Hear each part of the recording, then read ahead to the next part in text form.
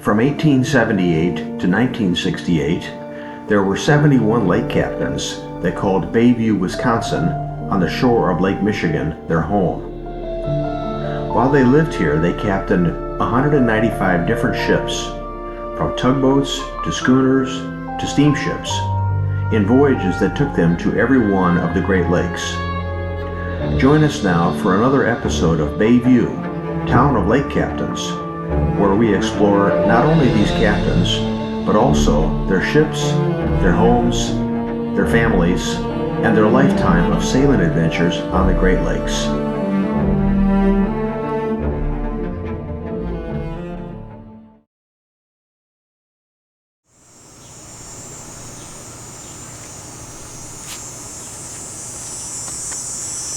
Well, hi everybody. Welcome back to another episode of Bayview, Town of Lake Captains, where we talk about the 71 different lake captains that once lived in Bayview, Wisconsin from 1878 to 1968 in the age of sail and steam. Now, the house you see behind me right here across the street, at the time of the story, was lived in by Captain Leonard F. Caswell and his family. I've done a earlier episode about his biography, which I'll put in a link in the description box if you haven't seen it yet. But this episode is about one of two sailing adventures that he had while he was a tugboat captain in Milwaukee Harbor. Now, in the previous episode, I said that he spotted a ship in danger and on his own went out to essentially save the lives of those aboard. That did happen, except that I've come across new information that indicates that the the U.S. Life Saving Services station was at Jones Island at the time of that story, not up by McKinley Marina where it was later. So, my bad, my mistake. Oh no! I now think that someone from Jones Island came over to ask the captain to help. And he's still a hero. He still went out. He still helped him. It's an amazing story. And so I've got some fictitious conversations in here to make it come to life. I hope you don't mind that. But the basic story is 100% true and definitely worth listening to. So this is the in-detail story about Captain Caswell's heroic rescue of the crew of a schooner off of North Point in October of 1898. Hope you enjoy it. Hats off to our Bayview Lake Captains. I will see you in the next episode. Bye-bye.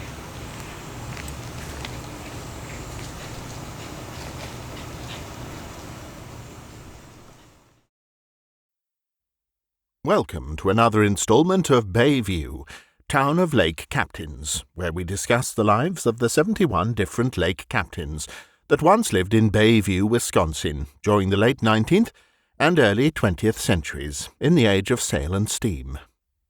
This discussion will include their ships, their homes, their families, and their lifetime of sailing adventures on the Great Lakes.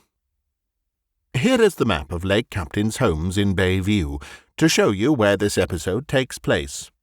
Its location focuses primarily on the large green arrow. Today we will be discussing an important sailing adventure in the life of Captain Leonard F. Caswell, who was a tugboat captain that lived in Bayview. This amazing event happened in 1898, when he was living at 1006 East Montana Street, which is still standing today. While the adventure is true, we have inserted invented conversations between Captain Caswell and others in order to try to bring the story alive. We hope you, the viewer and listener, will find that acceptable.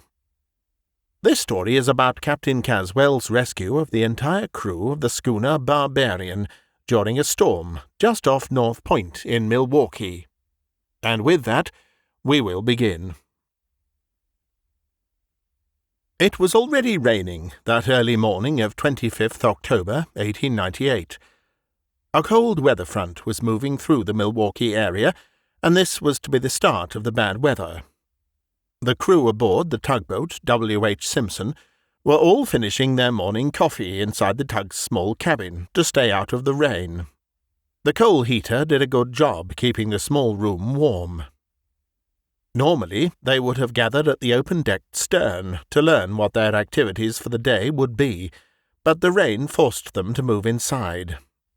Their captain, Leonard F. Caswell, was on his way back from his usual meeting with the harbour master and ship captains already in the port to get his assigned tasks. Right on time, Captain Caswell came back aboard, joining the crew in the cabin. "Okay, everybody," began the captain, as he shook off his rainsuit and hat, placed them on one of the wall hooks, and began to address his tiny crew. "Today we've got 3 ships departing. One is a schooner, but it's at the end of the pier, facing the harbour entrance, so they should be able to get away without us. I'll watch, and if not, be ready to help them move out if we need to. The other 2 are steamships, and the first leaves in an hour. They should both be out of the harbour before noon. As usual with any arrivals, we'll help each one as they come in. You all know the drill on the lines needed for each type. The barometer has already dropped like a rock, so we should see the weather get a lot worse as the day moves along. All right, that's it. Let's begin by preparing to get that first big steamer away. And don't forget to don your foul weather gear." The tasking for the day was pretty standard. Helping ships get in and out of the tight quarters of harbours where they can manoeuvre is one of the main things tugboats do. Engineless schooners could often remove from the pier on their own, using just their sails. However, sometimes shoehorning them in between other ships docked there required the tug's help. Steamships required more help, since they had no sails, and also in those days no bow nor stern thrusters. They were basically helpless getting to and from the dock on their own, as well as manoeuvring in and around other ships inside the harbour. It was mandatory they had tugs to guide them in such close quarters. As for ships arriving, these were in the days before wireless communications, computer networks, and precise ship tracking. Thus, there was really no way to know what ships might be arriving and when. Schooners were so numerous, and mostly independently operated, that they might tell the harbour master of the port they were departing from where they were going, but then again they might not. The steamships, which were becoming more and more owned by shipping companies, would likely have declared their intended port of destination upon departure, but even then there was no way to communicate with them after they left. It must be remembered that in those pre-electricity days of the late 19th century, the primary way steamships communicated with the shore was by carrier pigeon. In some cases, harbour masters or port facilities might be able to telegraph ahead to their counterparts in other ports and communicate these ships' intended date and time of arrival. However, even if they did, delays due to weather or ship control problems could not be conveyed by the ship out on the lakes, since, as mentioned, wireless communications didn't exist yet. Therefore, because harbour masters at the port of arrival didn't have solid information as to what ships were arriving and when, they likewise couldn't advise their own port services, like tugboats and dock workers, to be ready to help with things like helping secure ships' lines onto the pier, assistance with cargo unloading, and other similar support activities. So, to return to our story, once the departing ships that morning had left, the captain and crew of the tugboat W.H. Simpson waited pierside for the arrivals. Since none had yet appeared, the crew went about doing regular maintenance on the tug until it was mid-afternoon. Meanwhile, the weather began to get bad. By 3 p.m., the wind was already hitting 40 miles per hour, and the now pelting rain reduced visibility, making it difficult for ships further out on the lake to safely navigate, and possibly even find the port. Sailing ships, like schooners, were especially in danger, as high winds could damage sails and snap off masts. It was especially hard to turn into the wind and manoeuvre. This was the case this stormy afternoon, with the schooner Barbarian as it hugged the western coast of Lake Michigan, trying to stay out of as much wind as it could. Cautiously, it approached the outer Milwaukee Bay from the north, heading south. The Barbarian was a two-masted schooner made of wood, built in 1855 in Oswego, New York. On this particular afternoon, it was carrying a cargo of railroad ties, destination unknown, but likely Chicago, since its crew was all based there. The wind this day was so strong that it began to blow the Barbarian towards the shore at North Point in Milwaukee, near the site of the lighthouse there. Then it either hit a sandbar, or its 43-year-old wooden hull could no longer take the strain of the huge wind and waves, and it began to sink. The ship's captain ordered the sails be brought down to try to stabilize the situation, and now it was at the mercy of the waves, slowly pushing it to shore and certain destruction. The crew's lives were in danger. The U.S. Life-Saving Service's station on Jones Island posted lookouts on stormy days like this one, exactly for this reason, to spot ships in distress and alert the station's personnel to conduct a rescue. Members of the U.S. Life-Saving Service were a sailor's only hope if they got into trouble, and especially if they ran aground in the raging surf, where escape was impossible. Lifesavers of the time would often patrol the coastline on horseback, walk the beach, or just observe from the station itself. Coston flares were carried by these lone sentinels to signal ships in distress that they had been spotted from ashore and that help was on its way. The spyglass was the primary instrument then allowed them to see ships far away. Spyglasses were the forerunner of today's binoculars. But because the Jones Island shoreline wasn't that long, and because the station itself was not that extensive, there probably wasn't anyone walking the shore or riding horses as lookouts. Here is how the U.S. Coast Guard of today briefly describes the history of the Jones Island life-saving station. Quote, "Today's U.S. Coast Guard station, Milwaukee, originated as Life-Saving Station No. 10.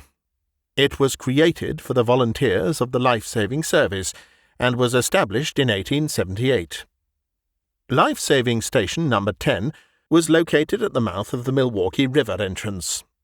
At the time, it was the fourth largest station in the district. In 1886, Life-Saving Station No. 10 was relocated to Jones Island. This new shingle-style station lasted for nearly 30 years." Unquote. So, the life-saving station on Jones Island had been in place for 12 years at the time of this story. It was staffed by volunteers, and Jones Island itself was relatively small, with limited building space, since it was home to a large fishing community. There are two key points to be made about this Jones Island station. First, it had an internal boat storage area, since a life-saving boat was the only way to rescue sailors in peril on the lake at that time. Second, there was also likely an elevated viewing area on the roof in the photo, so that lookouts could remain on station while looking for ships in distress. Here is another life-saving station from the same time period, though this one is on Nantucket, Massachusetts. Note the viewing station on the roof and the boat storage area below. Also seen in this photo is the life-saving boat. This one is on wheels, but other sites, to include possibly Jones Island, had ramps connected directly to the water that permitted the boat to slide down the ramp to reach it. And then we have the life-saving boats. As you can see in this example, these were all rowed by hand out into the surf and heavy waves to reach the ship to conduct a rescue. In 1898, boat motors, like we have today, didn't exist. Steam engines did, but that required a great deal of time to heat the coal, to boil the water, to create the steam, to turn the propeller. These were useless in emergency rescues due to the need for immediate action. Plus, its doubtful steam engines and their required coal storage would stand the stress of crashing up and down in a relatively small boat through the surf just to get out onto the water. So rowing was really the only way. And so, this is the background on the U.S. Life-Saving Service Station No. 10 on Jones Island. It was from this station that its lookouts spotted the two-masted schooner Barbarian in danger at 3 p.m. on 25th October 1898, just off North Point. As soon as they saw it, they sounded the alarm. "Look!" one of Jones Island Station 10's observers shouted to the other. "It's hard over and drifting. I think they've lost control." "Wait! Now it's stopped," said the other. "It might have just run aground. We need to get out there." Quickly they went down the spiral staircase from their observation perch and into the boat room. Hollering to the chief of the station, they convinced him the schooner they saw, the Barbarian, was in trouble and in great danger of sinking. It was time to launch the rescue boat. The 15 or so total volunteer crew untied it and then pushed it down the ramp and into Lake Michigan. 6 got in, and then they all started rowing.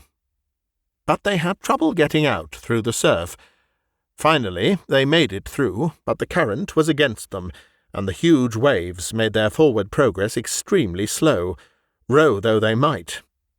One of the volunteers remaining ashore saw the problem and decided to get help. The lifesaver ran west across Jones Island from the Lake Michigan side over to the inland side in order to reach the port of Milwaukee. Once there, he spotted the tugboat they needed. It was the W.H. Simpson, captained by Leonard Caswell of Bayview. Hurriedly, the man raced up to the starboard side of the Simpson that was tied to the pier and hollered for the captain. "Captain Caswell! Captain Caswell!" yelled the man from the life-saving station. Hearing the urgent voice, Caswell came out from the pilot-house. "What's happening?" answered Caswell, immediately recognizing the man was wearing the uniform of the life-saving service. "Sir, there's a schooner slowly sinking off North Point.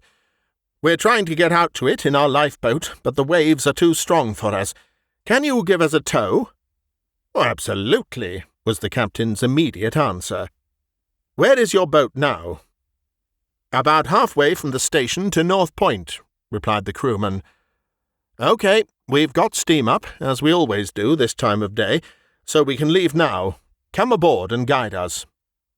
The tug's main deck was flush with the pier, so all the lifesaver had to do was just step across.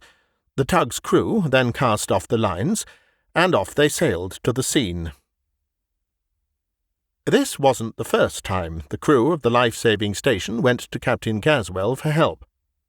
3 months earlier, on 3rd August 1898, they had sprinted over from the station to ask him for help with another similar situation. In that case, the 3-masted scow, Dan Hayes, was nearly capsized and was in danger of sinking off Fox Point during a gale. Through their spyglasses, the station's lookouts saw the crew of the Hayes successfully board their ship's yawl, lower it into the water, and then make it to safety, so the life-saving station hadn't deployed their lifeboat. However, even though the crew was safe, there was still a chance to salvage their ship, the Dan Hayes, from being blown ashore and scattered on the beach. So, in this instance, the request for help from Leonard Caswell and his tug was to try and save the Dan Hayes itself, not its crew. Captain Caswell obliged, and the W.H. Simpson made it out to the Dan Hayes, got a line to it, and then successfully towed it through the storm and into the port of Milwaukee. It's unknown how often this type of situation occurred, the U.S. life-saving station going over to ask the port for help, but it probably wasn't unusual, given it is recorded as happening twice in 3 months, just during 1898. Once the life-saving crew got over to the port, they probably just picked the tug closest in the harbour entrance to ask for help. It's doubtful there was a financial contract for this service, The life-saving station was all volunteer, and the tugs probably did it simply to help their fellow sailors. The only real expense was the coal to power the tug during the operation, and that was negligible, since the tugs kept their steam up until the end of the day anyway, to assist with any arrivals or other departures. So, this rescue on 25th October 1898 of the schooner Barbarian was actually the second one of the season recorded for Captain Caswell and his tugboat, the W.H. Simpson. This time, though, the rescue would be quite different. The crew of the Barbarian couldn't make it off their schooner in their ship's boat, like the crew of the Dan Hayes had done, because of the rough seas. Without the W.H. Simpson, they would likely perish. And so, with the life-saving station crewmen aboard and the lines cast off, Captain Caswell guided the small tugboat away from the pier and out towards the port exit that led to Lake Michigan. Once it got outside the breakwater, the Simpson sailed out into the teeth of the storm. "There, off the port bow, see it?" said the lifesaver to Captain Caswell, pointing to the stranded schooner Barbarian. "Got it," replied the captain. "Do you know anything about the crew?" "They're still aboard. We were watching for half an hour. The seas are too rough for them to even lower the ship's boat. That's why we haven't been able to get out to it. The waves are just too massive for us as well." "Do you want me to turn for it now?" asked Caswell. "No, look to starboard. See our lifeboat?" Though it was hard to spot it, about a mile south in the swells, Captain Caswell strained his eyes, but eventually saw the tiny lifeboat of the U.S. Life-Saving Service bobbing up and down in the heavy sea. "I see it." "OK, turn for it. When we get there, can you tow it out to the schooner, Captain? Our boat is a bit bigger than their ship's yawl, so we might be able to get alongside in these seas and load their crew into our lifeboat. At least, that's our rescue plan." Caswell dutifully obliged. The life-saving service crewman then left the pilot-house to help with the line handling at the stern to get ready for the tow. Captain Caswell guided the W.H. Simpson over to the lifeboat, placing the tug's stern, or back, just in front of the lifeboat's bow, or front. The tug's crew then threw over an extended line of 100 feet. The lifesavers on their boat tied it to the bow, gave a thumbs up, and then Captain Caswell and the W.H. Simpson began to tow the lifeboat north to reach the Barbarian. As they got alongside the sinking schooner, Captain Caswell hollered through his megaphone to the captain of the schooner. "Ahoy, Barbarian!" "Ahoy!" returned the crippled schooner's captain through his own megaphone. "We're going to bring the lifeboat alongside," yelled Captain Caswell through the rain and wind. "They'll then throw you up some lines to tie the lifeboat to your hull. Some of these your crew can then use to hold on to as they go over the rail and into the lifeboat. When everyone's aboard, cast off all lines, and we'll tow you off and take you back into port." "We'll be happy to assist, and thank you," yelled back the stranded captain. Gingerly, in these huge seas, the tug brought the lifeboat behind it, slowly and carefully up as close as it could to the Barbarian. Then, as Captain Caswell had told the Barbarian's captain, the crew on the lifeboat threw over some lines which the crew aboard the schooner caught and tied to their ship, securing the lifeboat fore and aft. Captain Caswell then reversed his propeller on the tugboat. With the 100-foot line still attached from the tug W.H. Simpson's stern to the lifeboat's bow, Caswell backed up until the Simpson was directly abeam, or opposite, and about 50 feet away from the now joined-together lifeboat and Barbarian. "OK, everybody!" yelled the life-saving team's leader from the lifeboat to the Barbarian's crew above. "Come down by rope." The lifeboat was rocking up and down ferociously in the sea, slamming into the side of the schooner constantly. The life-saving team needed to get all of the schooner's crewmen down into the lifeboat as soon as possible before it got smashed to bits. The Barbarian's crew didn't need to be encouraged. Lickety-spit, they were up and over the schooner's rail and descending down along the outside of the schooner's hull and into the lifeboat as if they were mountaineers rappelling. It seemed like it took a lot longer, but in 20 minutes all of the schooner's crew of 6, plus the captain, were safely down the side and into the lifeboat. As the lifeboat cast off the last of its lines that had been secured to the schooner for the rescue, the lifesaver crewman that had initially asked Captain Caswell for help hollered to him from the tug's stern to go ahead, and Captain Caswell rang up ahead slow. At only a couple of knots of speed, the W.H. Simpson slowly brought the slackened line that was still attached from its stern to the lifeboat's bow up out of the water until it was fully taut. Then Captain Caswell ordered full ahead. With the wind still blowing a gale, Captain Caswell successfully got the lifeboat full of 15 men that contained both the crew of the Barbarian and the crew of the life-saving station successfully pulled away from the dying schooner. He then headed back to the port of Milwaukee. They made it. After safely entering into the harbour through the breakwater, the W.H. Simpson headed for the nearest open spot on the pier. Fortunately, because of the departures of the steamers earlier in the day, there was enough docking space available for both the tugboat and the lifeboat to tie up next to each other.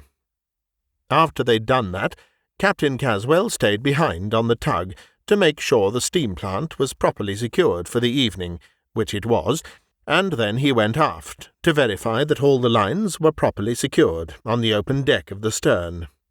His crew had finished and stowed everything properly.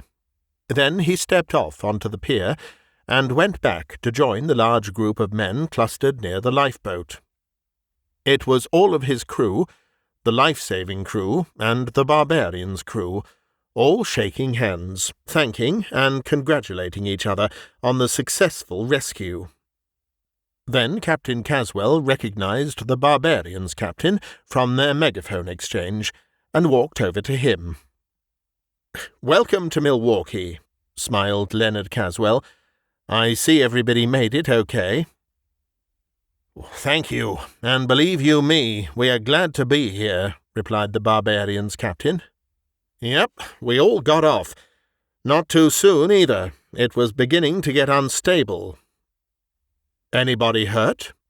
"Nah, just a few scraped knuckles, as a couple guys got slammed against the hull on the way down to the lifeboat while they held onto the rope. They'll be fine." "Well, that's good. Now, where are you from?" "Chicago, all of us." "Well, it's starting to get dark now, and I'm afraid you missed the last train south today. It left at 6 p.m. They run with less frequency on the weekend. Got any friends or relatives here?" "No." "Well, I live close nearby on the south side of this port, in a place called Bayview. Lucky for you, all 5 of my children are spending the weekend with my wife's parents. That leaves 5 beds open. How many are you?" 7, including me." "Well, I've also got an open couch, 1 floor mattress with a pillow, and some extra blankets. That'll get all of you a place to sleep tonight. Wife Anna was up early this morning making a big pot of vegetable beef stew with rolls for the kids before they left. Their appetites vary, so there's likely a good portion remaining. Plus, we've got cheese and a bunch of apples. It won't match the menu of Chicago's Ritz-Carlton, but I think you and your crew will like it. Come along tonight. First thing in the morning, I'll take you all to the train station." "Oh, that's mighty kind of you. Me and my crew thank you." And off they went. Leonard led them out of the port and onto First Street in the adjoining Walker's Point neighbourhood. There they caught a horse-drawn trolley that took them directly to Bayview, continuing down Kinnikinnick Avenue. They got off at South Logan Avenue, then walked the remaining 5 blocks up the hill to Caswell's home at 1006 East Montana Street. Once there, Leonard introduced everyone to his wife Anna, who did indeed still have a good portion of stew left on the oven, and it was staying warm. This meal, along with the cheese, rolls, and apples, gave the crew enough to get to sleep. The 5 ordinary seamen of the Barbarian each got their own warm bed. The ship's mate took the couch. Their captain took the portable mattress on the floor. Early next morning, as promised, Leonard Caswell got them to the train station, where they were all able to catch the 7 a.m. train to Chicago. While the previous day's rescue had been dramatic, in truth it was just another dangerous episode playing out for sailors of the time. Tugboat captains like Bayview's Leonard Caswell were used to it. They were, indeed, the unsung heroes of the Great Lakes. After returning from the train station, Leonard Caswell was still able to make it to work by the normal start time of 8 a.m. on the W.H. Simpson in Milwaukee's harbour. As usual, he stopped by the harbour-master's office first to get his tasking for the day. It was then that he learned, only a few hours after he had rescued the crew of the Barbarian, the schooner ended up being blown ashore and smashed to pieces at North Point. Thanks for watching. This photograph isn't about Bayview or its lake captains, but it's from the same era of Great Lakes maritime history. We thought we'd close with it for enjoyment, as it captures the spirit of the era. If you'd like to read more details about Captain Leonard F. Caswell, as well as the sources for the information contained in today's video, you can find these and more in the book Bayview, Town of Lake Captains, for sale now by individual volumes on both Amazon.com and HenschelHouseBooks.com. All proceeds from book sales go to support various maritime history projects related to Bayview's lake captains. One of these is a plaque and marker with the captains' names and addresses on it, as part of the creation of the Bayview Lake Captains Historic District, which will be the first of its kind in America. If you would like to contribute to support these projects, to include this and other markers honouring Bayview's lake captains, with 100% of all donations and contributions in all forms going to support them, please consider contributing to us through the listings found on our website under the Contribute button, as well as in the end credits at the conclusion of this video. Note, we are not a 501c3, so contributions are not tax-deductible. If, for some reason, we are unable to secure these markers, then all funds donated to this site will be given as a cash donation to the museum ship SS City of Milwaukee in Manistee, Michigan.